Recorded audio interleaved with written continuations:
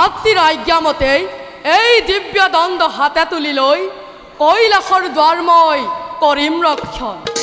মাতৃৰ স্নান কাৰ্য শেষ নোহোৱা পৰ্যন্ত কাৰোৰে প্ৰৱেশ নহ'ব সম্ভৱ কৈলাস ধামত। হৰ হৰ মহাদেৱ, হৰ হৰ মহাদেৱ, হৰ মহাদেৱ, হৰ হৰ মহাদেৱ, হৰ মহাদেৱ, হৰ হৰ মহাদেৱ। সাৱধান, কোনোজনৰে প্ৰৱেশ নহ'ব সম্ভৱ। কোন কোন তুমি বালক? মই কৈলাসৰ ৰক্ষক। এই ক্ষণত মোৰ অনুমতি অবিহনে কাৰোৰে প্ৰৱেশ নহ'ব সম্ভৱ কৈলাস ধামত। পিছে কোন আপুনি? যিকোনো নামেৰে মোক কৰিব পাৰা সম্বোধন। জগতৰ সকলো নাম আমাৰ লগতে সংলগ্ন। যাওঁ মই কৈলাসৰ ভিতৰত। সেয়া সম্ভৱ নহ'ব কদাপি। বাছা দিয়া মোক পথ মুক্ত কৰি। সাৱধান ভিক্ষাৰী, বল প্ৰয়োগৰ বাবে বাধ্য হলো মই। উদণ্ড বালক, সামান্য খ্ৰীষ্টাচাৰ পৰ্যন্ত কৰিলা পৰিহাৰ। যুদ্ধই যদি তোমাৰ একান্ত কাম্য সেয়ে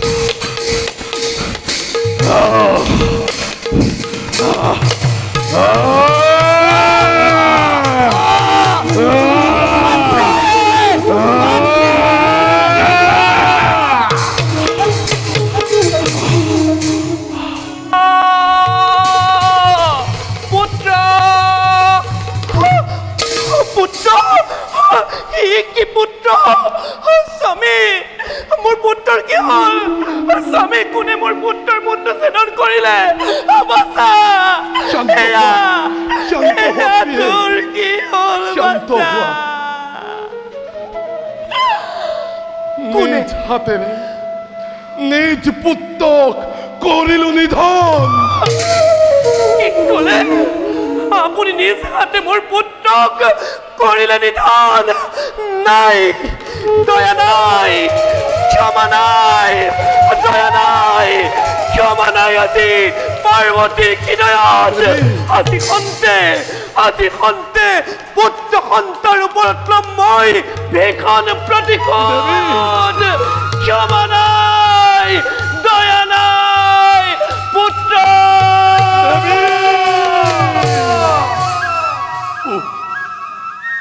কি অকাৰ্য কৰিলো মই? নিজ হাতে নিজ পুত্ৰক কৰিলো নিধন। পাৰ্বতীৰ কাৰ মূৰ্তি ৰূপ কিবা দৰে কৰিম শান্ত।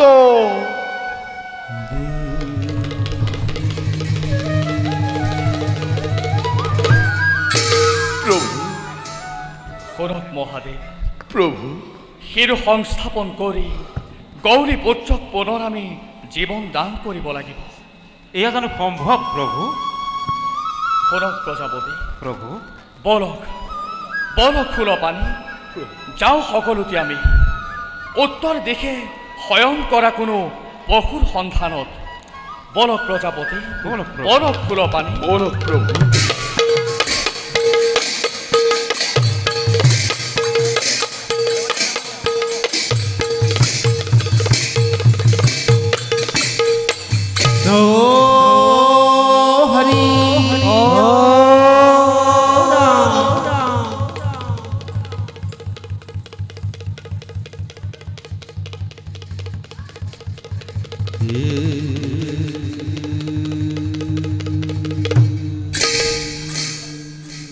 জননী পাৰ্বতীৰ নন্দনময় ন ৰূপে হৈছো ধাৰণ।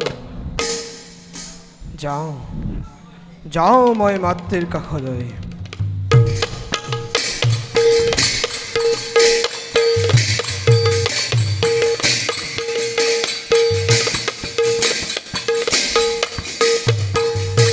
আজ অন্ততে মোৰ পুত্ৰ সন্তান দয়া নাই ক্ষমা নাই ধ্বংস হওক সকলোতে আজি মই কাকুৱে মই নকৰিম ক্ষমা ক'ত আছ মোৰ পুত্ৰ সন্তান ক'ত আছ মোৰ পুত্ৰ সন্তান ক'ত আছ মোৰ পুত্ৰ সন্তান মাতৃ এয়া চোৱা মাতৃ ন ৰূপে আহিছোঁ মই তোমাৰ কাষলৈ আঁতৰ সবালক নহয় তই মোৰ পুত্ৰ আঁতৰি যা তোকো আজি মই নকৰিম ক্ষমা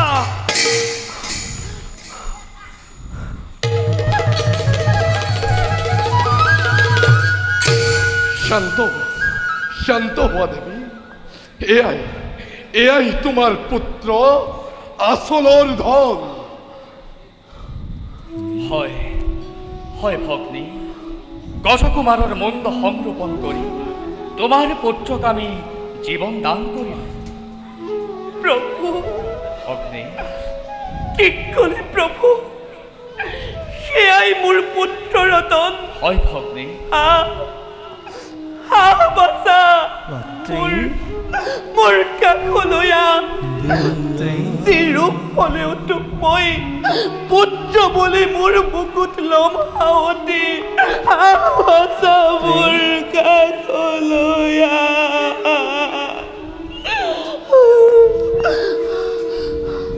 মাতৃ পিতা পুত্ৰ দৈৰে চৰণত জনাইছোঁ প্ৰণাম শুনক প্ৰজাপতি প্ৰভু শুনা কুলপানী প্ৰভু শুনা ভগ্নী প্ৰভু তোমালোকৰ পুত্ৰই জগতত বিঘ্ন হৰ্তা ৰূপে আমাক কৰিব গজমুণ্ডধাৰী বিঘ্ন হত্যাক গজানন নামে জানিব জগতে জগতৰ সমস্ত অধিপতি ৰূপে গণেশ নামে হ'ব প্ৰখ্যাত গজাকুৰে এই জন্মত গণেশৰ ঠাইত নিজৰ মুক্তি লাভ কৰিলে শুনা ভগ্নী পুত্ৰৰ বাবে তুমি বিজয় গৌৰৱ কৰাকৈ অৰ্জন আৰু আমি আৰু প্ৰজাপতিও সেই অনুষ্ঠানত নিশ্চয় থাকিম উপস্থিত এতিয়া বলা সকলোতে নিজ কৰ্তব্যত হওঁ অগ্ৰসৰ জয় ভগবান বিষ্ণুৰ জয় ভগবান বিষ্ণুৰ জয় ভগবান বিষ্ণুৰ জয়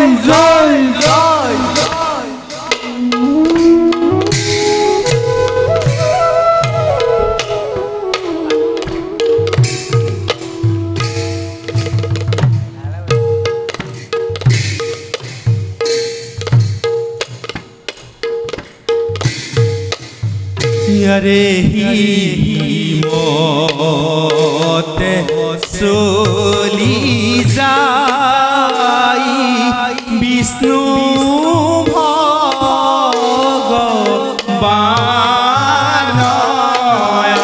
रे जगत नित कार्य करिला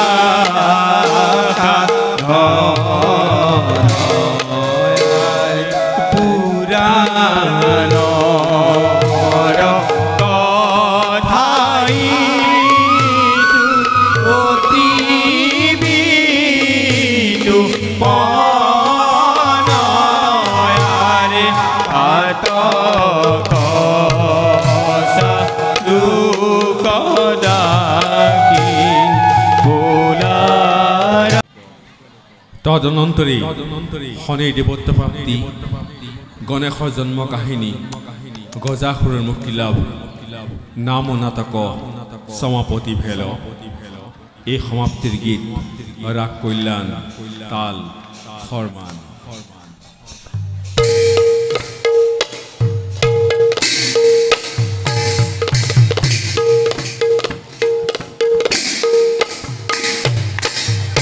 জয় জয় নারায়ণ পুনঃ ব্রহ্ম সনাতন পুনঃব্রহ্ম সনাতন জয় জয় সংসার কারণ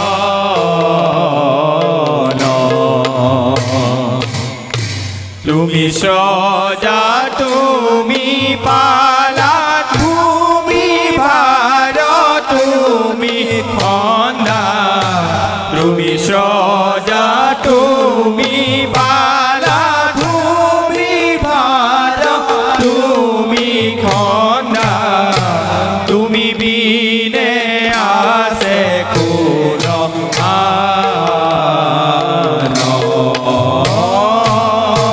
তুমি বিনে আসে কোন